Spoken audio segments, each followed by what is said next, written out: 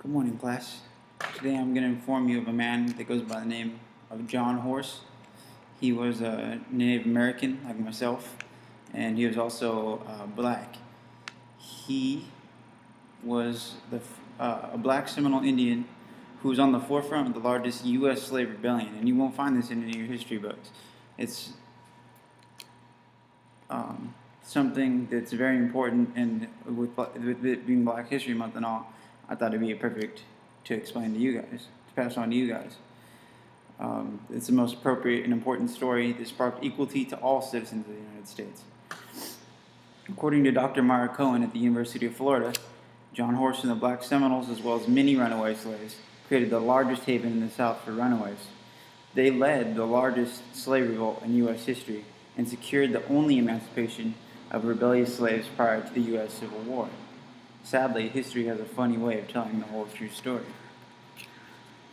The year that John Horse was thought to be born, which is around the time of the War of 1812, it broke out between the United States and Great Britain.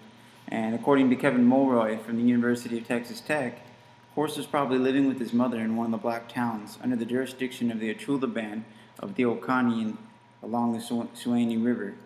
He was a Seminole slave of Spanish descent and African American descent. He lived in Minookie, Spanish Florida, where he assumed the surname of his father, or is believed to be his father. Is actually his owner, Charles Caballo, and Caballo actually means horse in Spanish. In the book, The Black Seminole Slave Rebellion, which I found on the website of johnhorse.com, it was found that from 1835 to 1842 in Florida, the Black Seminoles, which were led by him, the African allies of the Seminole Indians, had led the largest slave rebellion in the U.S. history. The uprising peaked in 1836 when hundreds of slaves fled their plantations to join the rebel forces in the Second Seminole War. At the height of the revolt, at least 385 slaves fought alongside the black and Indian Seminole allies, helping them destroy more than 21 sugar plantations in Central Florida at the time of the most highly developed agricultural region in North America. Horse was capitulated in 1838, and he actually joined the army. Well, he didn't join, but he was working with the army as a guide and as an interpreter, and he convinced many Seminole Indians to surrender and assist in their removal west, which is also known as the Trail of Tears.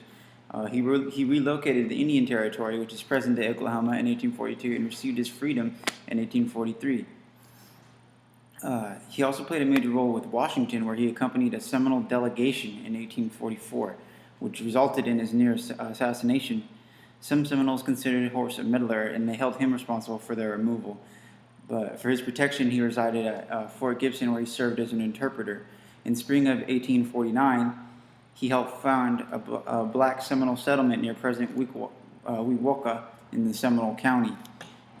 In autumn of 1849, Horse and approximately 20 black Seminole families followed Seminole Chief Wildcat and his band to Mexico, and they were granted land in the state of Chihuahua, which the immigrants fought from Mexico against the Apache, the Comanche, and the Texas filibusters.